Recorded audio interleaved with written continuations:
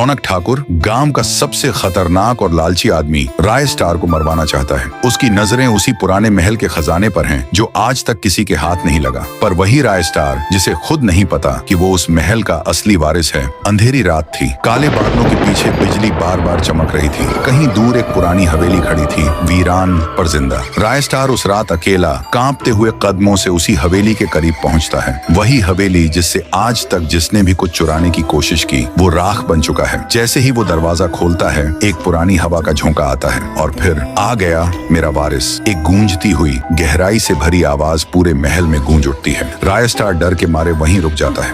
कौन है? वो कांपती आवाज में पूछता है। वही रहस्यमयी आवाज दोबारा गूंजती है। मीनाक्षी, तुम्हारी माँ, मैं इस महल की रानी थी और तुम मेरे बेटे इस महल के वारिस हो। राय स्टार की आंखों में आंसू आ जाते हैं। पर मुझे तो कभी कुछ नहीं बताया गया। मैं कौन हूँ? मेरा इस महल से क्या रिश्ता? 20 साल पहले तुम्हारे पिता राजा बनी सिंह इस गांव के राजा थे, गरीबों के मसीहा और देशभक्त राजा। पर उनके सबसे बड़े दुश्मन थे वीर प्रताप सिंह यानी रौनक ठाकुर के पिता। उसकी नजर हमेशा हमारे खजाने पर थी। एक रात वीर प्रताप सिंह ने बनी सिंह के सबसे भरोसेमंद सेनापति को रिश्वत देकर मिला लिया और उसी रात उन्होंने धोखे से तुम्हारे पिता को मार दिया। खून से सना सिंहासन। और फिर जब मैं मीनाक्षी देवी उस महल में अकेली थी, उन दरिंदों ने मेरे साथ अमर्यादित व्यवहार करने की कोशिश की। मैंने अपने सम्मान की रक्षा के लिए खुद को आग लगा दी। मरने से पहले मैंने श्राप दिया, जिसने भी इस महल की दौलत को बिना हकत चुराने की कोशिश की वो भस्म हो जाएगा।